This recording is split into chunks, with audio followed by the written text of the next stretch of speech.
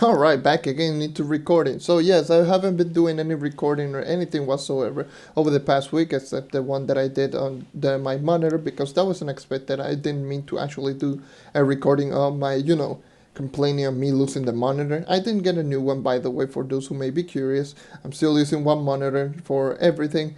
And yeah, so today I will be just doing the Shadowhunter Endgame video, recording right now. Today is Sunday, by the way. I haven't done anything over the past week, so I pretty much just, took a break and just decided to spend time with my family during this Thanksgiving. So yeah, it's been fun. I hope you all had a fantastic Thanksgiving. I know I did. Like, it was fun.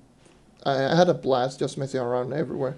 Anyway, so today is the Shadowhunter Endgame video, and one thing to keep in note, I'm a console player. I don't have the Trove Into the Deep update, so whenever I refer maximum amount of light, 5819 light. Alright, that is all. Enjoy the video. Hello and welcome to another JNMG video. I'm your host JonNario, and today is another Trove End Game, this time featuring the Shadowhunter. My Shadowhunter is currently sitting at 31,420 power, and yes, insert the 420 memes. And you're going to see the stats right now. One thing to keep in mind is that I have almost 1 mil HP, over 100% critical hit, and almost 2000 crit damage. I do have a lot of crit damage on this character, and almost 5000 light without even maxing out my Crystal Level 3. So this character has plenty of light. So yeah, it is high light, high critical damage, pretty low physical damage for like this type of power rank. Well, for me specifically because of mastery, and almost 1 mil HP. And the reason I have almost 1 mil HP is because I have maximum health on one of my gems, because Shadowhunter does gain critical hit and level up. Anyways, moving on into my gear, I have a critical damage, movement speed, all pieces of gear. It's the standard that you should be using on Shadowhunter anyways, because it doesn't need anything else. Shadowhunter only uses critical damage and movement speed because energy regen, you don't use any energy, you're literally just using basic attack, and you're attacking at max attack speed, so you don't need pretty much attack speed in order to get more attack speed. Everything on the Shadowhunter is just movement speed, critical damage. So yeah. I have maximum health on head and face and critical hit on weapon.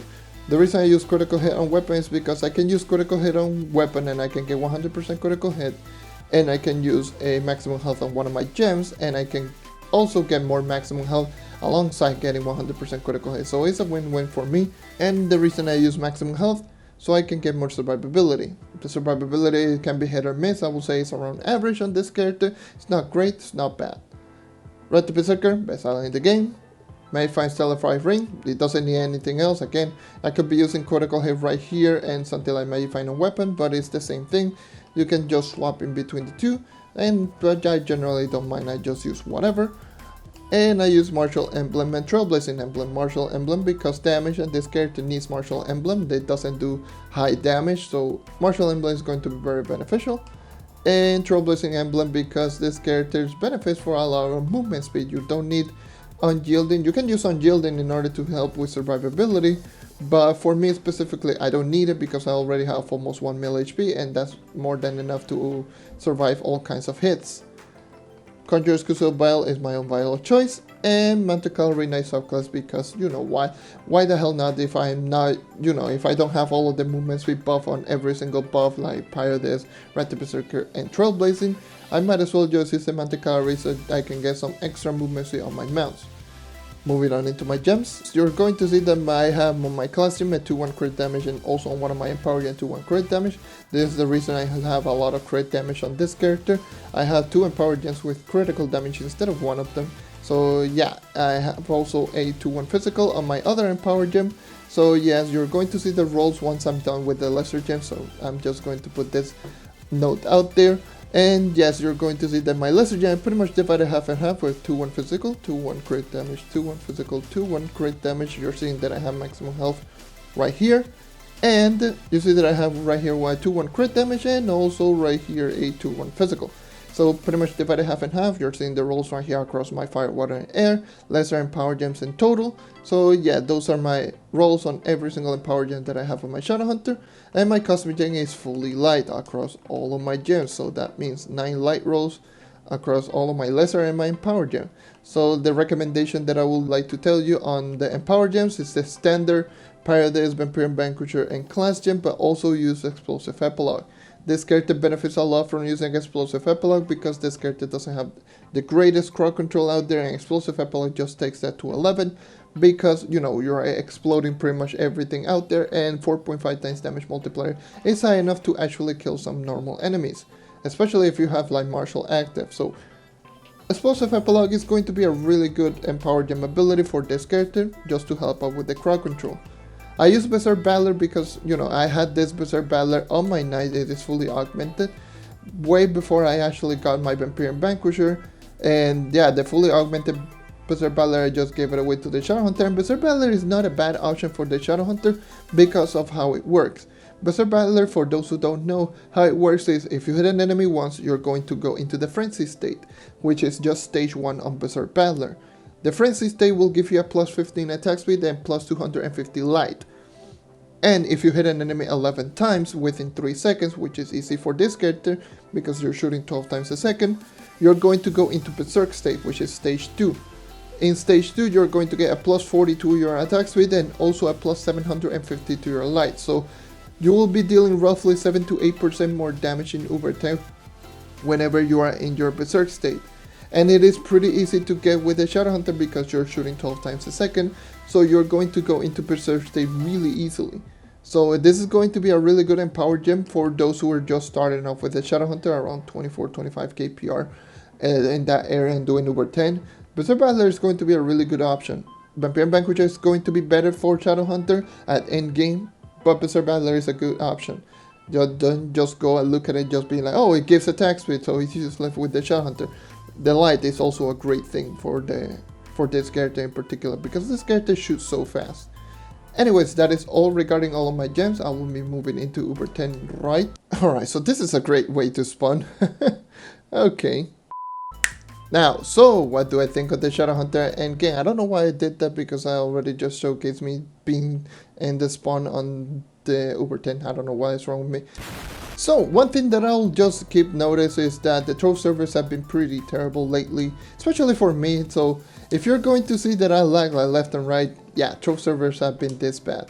So anyways, what do I think of the Shadowhunter endgame? There's one question that I would like to ask you. If you want to stop the video right now, let me know what your thoughts on the Shadowhunter, because this is a really popular character.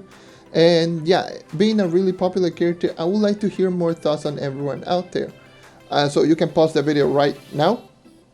Alright, welcome back. So if you didn't stop, that's going to be like really awkward silence, I don't know. The Shadowhunter, in my opinion, is going to be the epitome of average. It's not going to be a great character, it's not going to be a bad character, it's just average.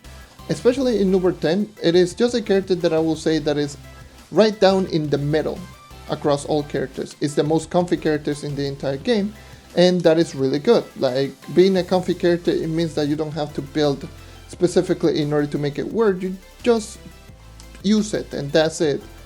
You're going to feel that the character is just easy to use, easy to play, easy to pick up, because literally all you're doing is just point and shoot. So the Shadowhunter is, in my opinion, is average. Why do I say that? First of all, the DPS is not high. On this character is among the lowest. It's below average in terms of DPS. So that's not good in terms of, like, you know, everything. Kill time is average. Like, the kill time is not bad, by the way. A lot of people might say that the Shadowhunter kills slow. It doesn't. It actually has a less than 1 second kill time, which is ideal for pretty much every single character. That is faster than something like Lunar Lancer. That is as fast as something like the Ice Age, believe it or not. So the kill time on Shadowhunter, it is pretty fast. It's not bad. It's not great. It's just alright. Also, damage multipliers are not high. Especially, well, except the ultimate ability, which I'll explain that in a bit, which I just found that multiplier just hilarious because it's just so stupid. But the normal damage multiplier, which is just going to be your basic attack at 1 times damage, is not high per hit, but you're shooting so fast that it's not that big of a deal. But it feels like the character is not going to be really fast, but it's not going to be really slow. It's just a character that is just going to feel like average. By the way, look at that lag. It's been like this lately. It's just terrible. And yeah, I will say that this character is a character that I will recommend a lot of people to play just to try it out. Well, a lot of people might try it out because, you know, this is the most popular character in the entire game. in my opinion. But the Shadowhunter is just, I wouldn't say it's terrible, but I wouldn't say it's great. I know there's a lot of people out there that say, oh, the Shadowhunter is the greatest character out there, but I also see a lot of people say, what do you mean? The character is terrible, it's trash. It's not trash, but it's not the best character out there. This is just based on my opinion and just using the Shadowhunter. And don't get me wrong, the Shadowhunter is still my second favorite class in the entire game behind the Knight. And the Shadowhunter, I just love it to death, but I know for a fact that it's not going to have the best momentum out there because multipliers aren't that high. Like, you can still do one shot and something like this and just get right next to an enemy and just one shot it with Radiant Arrow, and you can one shot it from really far away. However, the Radiant Arrow, when you're charging it, you're losing any movement, and you have to charge it in order to make it work. And same goes with basic attack, you're actually losing movement speed whenever you're shooting with basic attack. So it has around the same momentum as you could say something like Revenant, but instead of one shotting, you have more range. So yeah, the character in itself is going to feel not fast but not slow. It's just going to feel average across all characters. Like, I've used this character with Vampirian Vanquisher before, and the character with Vampirian Vanquisher is much better than without, but it still is not going to triumph over something like Knight. It's not going to triumph over something like Vanguardian, like Neon Ninja. It's not going to be better than those characters. It really isn't, because multipliers, again, it's not that high, so you're not going to one-shot, except with ult. And not only that, it doesn't have great crowd control, because the reason, by the way, the reason of the ultimate ability is just ridiculous. You can see right there, it's just one-shot city. But the character in itself is not going to kill really fast. It's not going to, well, it's going to kill fast, but it also will feel slowly because you're hitting so many times with so little amount of damage. It's not going to feel like some other characters which have pretty much similar kill time, but they're going to one-shot, so they're going to feel faster.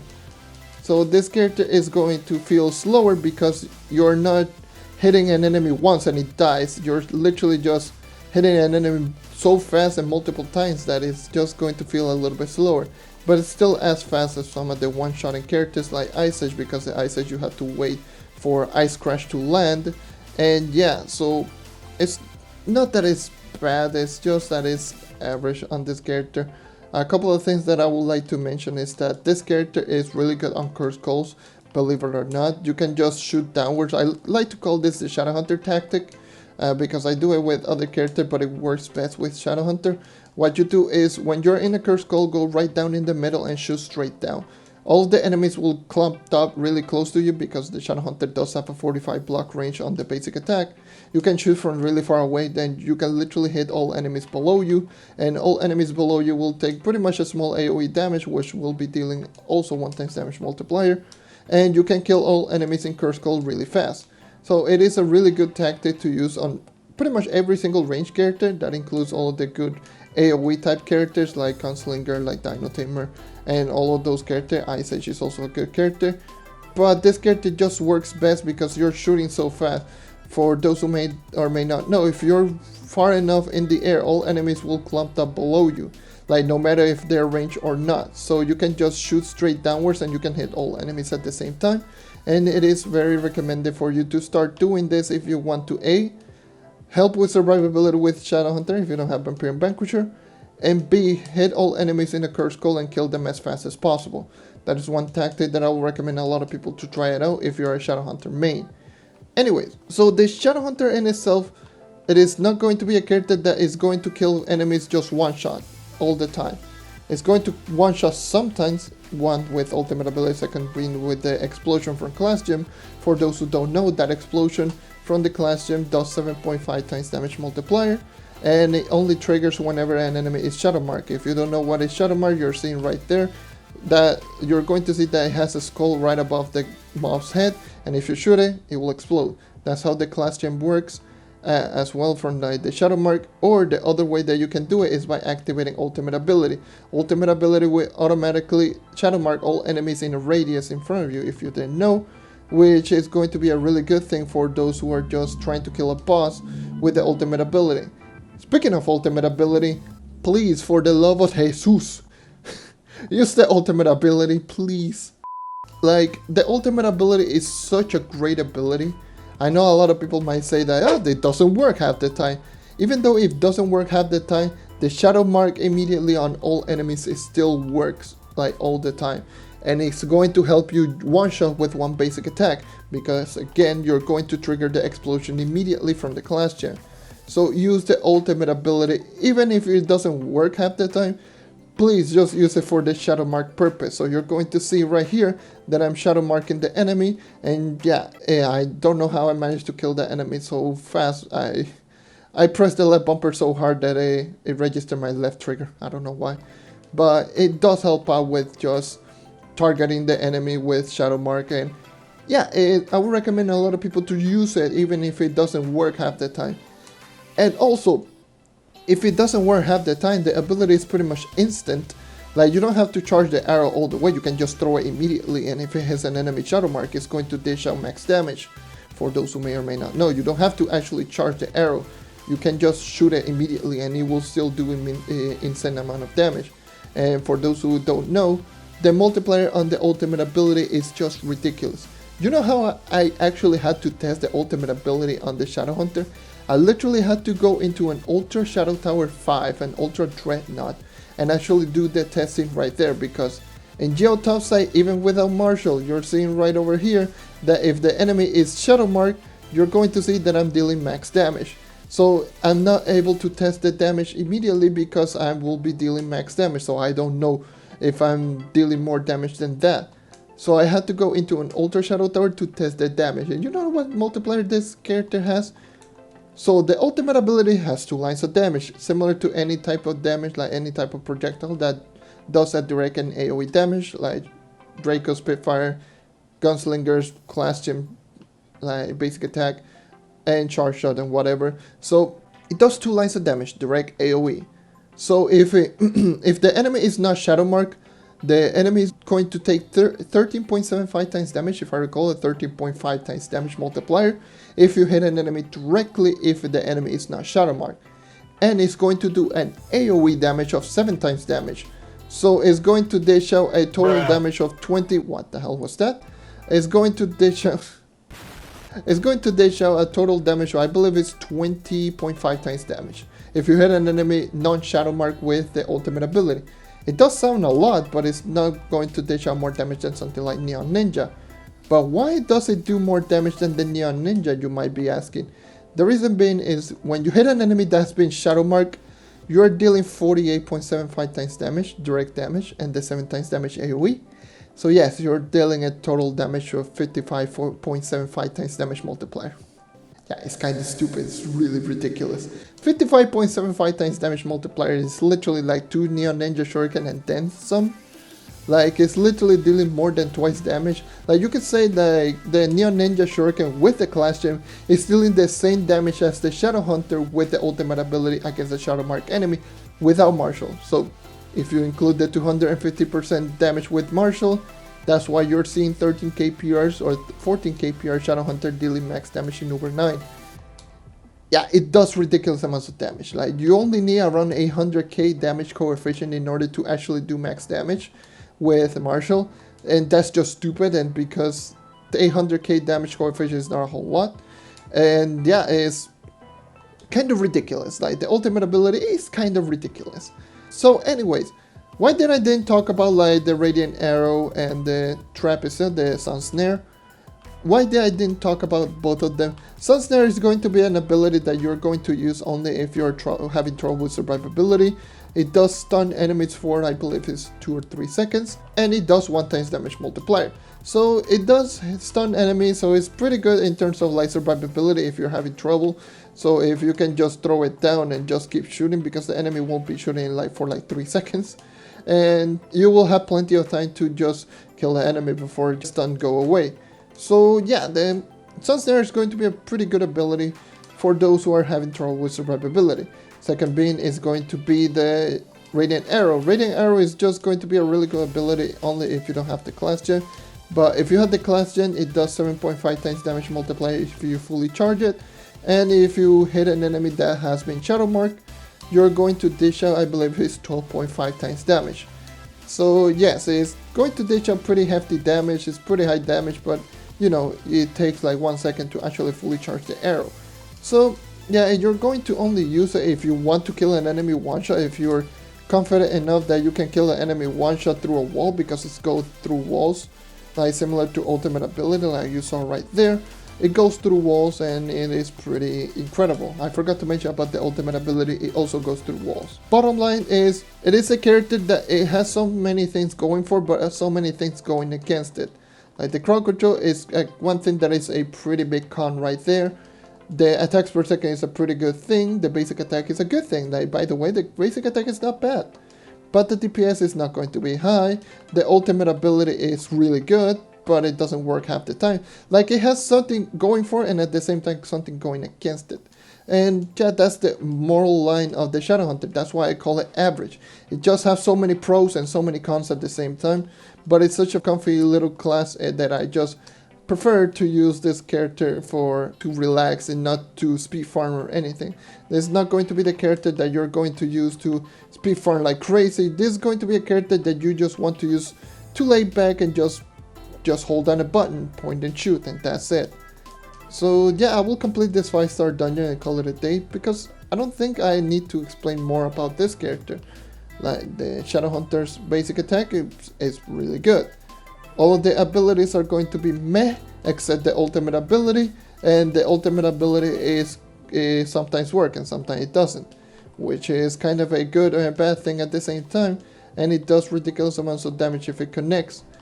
Even still, if it doesn't connect, it will still shadow mark the enemy, and shadow marking the enemy will allow you to trigger the explosion from the class gem, and triggering the explosion from the class gem will allow you to actually one-shot some bosses, because of the higher than average multiplier.